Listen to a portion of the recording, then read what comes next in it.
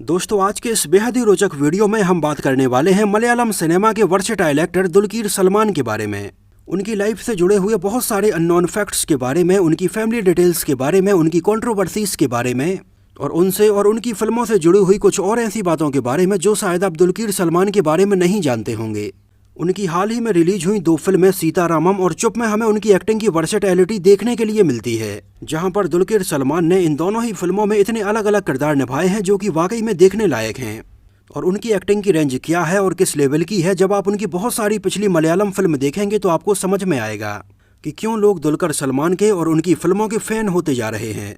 Actually Dulquer Salman की acting में इतनी रेंज हो भी क्यों ना, क्योंकि वो खुद मलयालम सिनेमा के एक दिग्गज एक्टर मम्मुक्का यानी मम्मुट्टी के बेटे हैं, जो खुद अपने आप में बिल्कुल एक चलता फिरता एक्टिंग स्कूल हैं, जो लगभग पिछले 50 दशकों से मलयालम फिल्मों में लगातार काम करते आ रहे हैं और उन्होंने 400 से भी ज़्यादा फिल्मों में काम किया है। तो उन्हीं के बेटे हैं दुलकर सलमान, जिन्होंने भी फिल्मों में अब अपना एक अलग नाम बना लिया है। और केरला में लोग प्यार से मम्मुट्टी को मम्मुक्का बोलते हैं, जिसका मतलब होता है बड़े भाई। और दुलकर सलमान को वहाँ पर लोग प्यार से कुंजक्का बोलते हैं, जिसका मतलब होता है आपके भाई के जैसा ही, आपसे जस्ट थोड़ा ही बड़ा। दुलकर सलमान वैसे तो मलयालम सिनेमा से बिलोंग करते हैं, लेकिन वो आज के टाइम पर मलयालम के अलावा तमिल, तेलुगु और हिंदी की भी बहुत सारी फिल्मों में काम कर रहे हैं। 28 जुलाई सन 1986 को उनका जन्म केरला के कोच्चि में मम्मुट्टी परिवार में हुआ, जहां उनके पिता मम्मुट्टी तो मलयालम सिनेमा के एक जाने माने एक्टर और प्रोड्यूसर हैं और उनकी मां सुल्फात कुट्टी एक हाउसवाइफ हैं। दुलकर सलमान के परिवार में उनके अलावा उनकी एक बड़ी बहन भी है, जिनका नाम कुट्टी सुरमी है। केरला के कोच्चि में उनका जन्म हुआ और उनकी शुरुआती पढ़ाई वहीं पर कंप्लीट हुई और अपने आगे की स्कूल की पढ़ाई उन्होंने चेन्नई जाकर कंप्लीट की। इस वजह से उनका ज़्यादातर बचपन यहाँ पर चेन्नई में ही बीता और यहाँ पर उन्हें तमिल बोलना भी आने लगी। हालांकि अपने पिता को एक्टिंग करते हुए दुलकीर सलमान ने बचपन से ही देखा था, लेकिन बचपन में उनके दिमाग में एक्टर बनने का ख्याल दूर दूर तक नहीं था। लेकिन अपने बचपन में उन्हें वीडियो बनाने का बहुत ज़्यादा शौक था और उस टाइम पर अपने इसी शौक के चलते एक बार वो जब स्कूल में थे तब उन्होंने अपने पिता का एक कैमरा उठाकर एक शॉर्ट फिल्म भी बनाई थी। इसके अलावा उनको बचपन से ही गाड़ियों का बहुत ज़्यादा शौक था और चेन्नई से अपनी स्कूलिंग कंप्लीट करने के बाद उनके पिता मम्मुट्टी ने उन्हें आगे की पढ़ाई करने के लिए अमेरिका भेज दिया, जहां पर उन्होंने अमेरिका में पहले तो बिजनेस मैनेजमेंट का ये कोर्स किया और आगे चलकर दुबई में बिजनेस मैनेजर के तौर पर जॉब भी ज्वाइन कर ली। लेकिन यहाँ दुबई में कुछ महीनों तक जॉब करने के बाद दुलकर सलमान को लगा कि उनकी लाइफ तो अब बिल्कुल स्टेबल सी होती जा रही है और ऐसे अगर वो अपनी पूरी ज़िंदगी केवल और केवल जॉब ही करते रहेंगे तो उनकी लाइफ में तो कोई एक्साइटमेंट ही नहीं रहेगा। इस वजह से उस टाइम पर दुलकर सलमान दुबई से ये जॉब छोड़ने के बाद इंडिया वापस आ गए। हालांकि यहाँ पर इंडिया वापस आने के बाद वो वैसे ही मम्मुट्टी के बेटे थे, तो उनको बहुत सारी फिल्में ऑफर होने लगीं, जहाँ पर कई डायरेक्टर और प्रोड्यूसर उनके घर पर आए और उनको बहुत अच्छी एक लव स्टोरी फिल्म से लॉन्च करने के बारे में उन्हें आइडिया सजेस्ट किया। हालांकि दुलकर को फिल्में तो ऑफर हो रही थी, लेकिन उन्हें एक्टिंग के बारे में उस टाइम तक ज़्यादा कुछ पता नहीं था।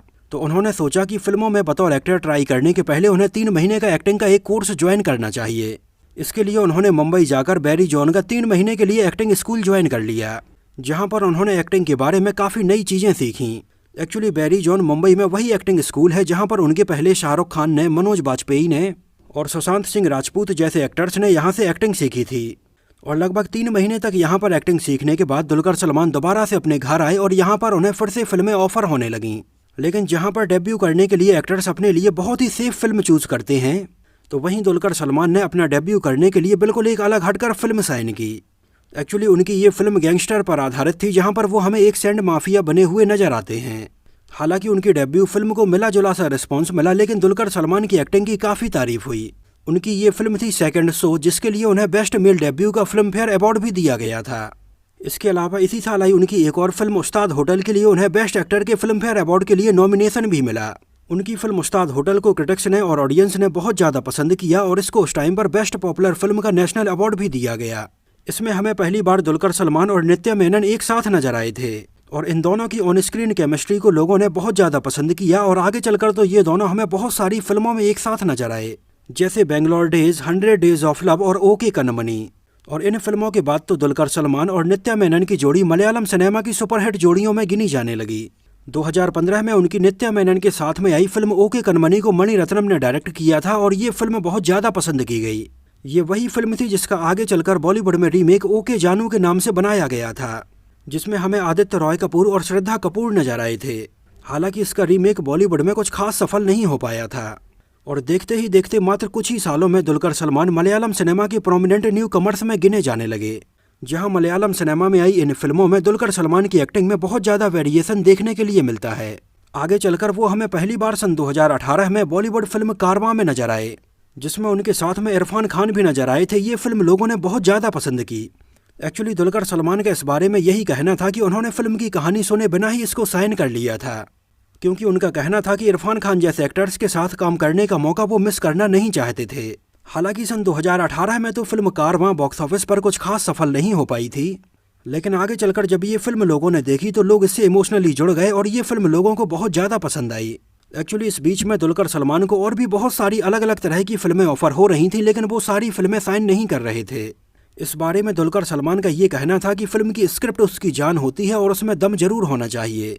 और अपने इसी सिद्धांत के चलते दुलकर सलमान ने बहुत सारी मलयालम, तमिल, तेलुगु और बहुत सारी हिंदी फिल्मों को भी रिजेक्ट कर दिया। जैसे कि पहले उन्हें बॉलीवुड फिल्म वीरे दी वेडिंग भी ऑफर हुई थी, लेकिन इसमें उन्होंने काम करने से मना कर दिया था, क्योंकि उन्हें लगा कि ना तो फिल्म की कहानी में दम है और ना ही इसमें उनके किरदार में दम है। इस वजह से उन्होंने इसको रिजेक्ट कर दिया था। हालांकि वो आगे चलकर हमें सन 2019 में सोनम कपूर के साथ में फिल्म द जोया फैक्टर में नजर आए। हालांकि ये फिल्म भी कुछ खास नहीं चल पाई, लेकिन दुलकर सलमान की एक्टिंग को लोगों ने नोटिस किया। आगे चलकर दुलकर सलमान हमें कुरूप, सैल्यूट और सीतारामम जैसी अलग अलग तरह की फिल्मों में नजर आए। जहां पर आई उनकी ये सारी ही फिल्में लोगों ने पसंद की, और खासकर से सीतारामम तो लोगों ने इतनी ज़्यादा पसंद की कि पहले उनकी ये फिल्म केवल तेलुगु और मलयालम में बस रिलीज की गई थी, लेकिन ऑडियंस का रिस्पॉन्स देखने के बाद इसको आगे चलकर हिंदी में भी डब करके सिनेमा घरों में रिलीज किया गया और यहाँ पर भी इसको काफ़ी अच्छा रिस्पॉन्स मिला। और हाल ही में दुलकर सलमान हमें सनी देओल के साथ में फिल्म चुप में नजर आए, जो फिल्म, इसका कंसेप्ट और खासकर से दुलकर सलमान की एक्टिंग बहुत ज़्यादा पसंद की गई। और इसके बाद तो दुलकर सलमान हमें आगे चलकर और भी बहुत सारी हिंदी फिल्मों में नजर आने वाले हैं। जैसे सन 2023 में उनकी एक वेब सीरीज आने वाली है गन्स एंड गुलाब्स, जिसमें हमें उनके साथ में राजकुमार राव और आदर्श गौरव जैसे बेहतरीन एक्टर भी नजर आने वाले हैं। उन्होंने अपने पिता मम्मूट्टी के अलावा अपने दम पर अपनी एक अलग फैन फॉलोइंग बनाई है और अपनी इतनी बड़ी पहचान बनाई है। एक्चुअली अपने कैरियर के स्टार्टिंग में ही दुलकर सलमान ये चाहते थे कि केवल उनके पिता मम्मूट्टी के नाम से ही उन्हें फिल्में ऑफर ना हों। वो चाहते थे कि भले ही उन्हें कम फिल्में ऑफर हों, लेकिन जो भी फिल्में ऑफर हों वो उनकी एक्टिंग की वजह से ऑफर हों। और आगे चलकर हुआ भी कुछ ऐसा ही, और आज केवल मलयालम सिनेमा ही नहीं, पूरे इंडिया में और इंडिया के बाहर भी उनकी बहुत ज़्यादा फैन फॉलोइंग है। इसके अलावा मीडिया में बहुत सारी खबरें उनको लेकर ऐसी सामने आईं, जिनमें ये कहा गया कि दुलकर सलमान ने अपनी प्लास्टिक सर्जरी करवाई है। एक्चुअली कुछ टाइम तक तो बिल्कुल सब कुछ ठीक चल रहा था, लेकिन अचानक से उनकी कुछ पुरानी फोटोग्राफ्स इंटरनेट पर वायरल होने लगीं, और अपनी इन पुरानी फोटोग्राफ्स में दुलकर सलमान हमें बिल्कुल अलग ही नजर आ रहे हैं। और उनकी इन पुरानी फोटोग्राफ्स और नई फोटोग्राफ्स को देखने के बाद बहुत सारे लोगों ने ये कहा कि उन्होंने अपनी नाक की प्लास्टिक सर्जरी करवाई है। हालांकि इसके बारे में कहीं पर भी ऑफिशियली दुलकर सलमान के द्वारा कुछ भी मेंशन नहीं है। इस वजह से इस बारे में कुछ कहना काफ़ी मुश्किल होगा कि उन्होंने नाक की प्लास्टिक सर्जरी करवाई है या नहीं। लेकिन फिर भी उनकी इन पुरानी फोटोग्राफ्स और नई फोटोग्राफ्स में देखते टाइम पर उनकी नाक में अंतर तो समझ में आता ही है। तो आपका इस बारे में क्या कहना है, हमें अपनी राय कमेंट सेक्शन में ज़रूर बताना। दुलकर सलमान केवल एक अच्छे एक्टर ही नहीं हैं, उन्होंने बहुत सारी फिल्मों में बतौर सिंगर गाने भी गाए हैं, जहां पर उन्होंने अपनी कई फिल्मों के अलावा और दूसरे एक्टर्स के लिए भी गाने गाए हैं। इसके अलावा वे फेयरर्स के नाम से उन्होंने खुद का अपना एक प्रोडक्शन हाउस भी खोला है, जिसके बैनर तले वो ऐसी फिल्में बनाकर नए टैलेंट को मौका देना चाहते हैं जिनके अंदर वाकई में टैलेंट है। इसके अलावा दुलकर सलमान बेंगलोर में मदरहुड हॉस्पिटल के भी डायरेक्टर हैं। इसके अलावा लग्जरी कार्स और बाइक का उन्हें बचपन से ही बहुत ज़्यादा शौक रहा है।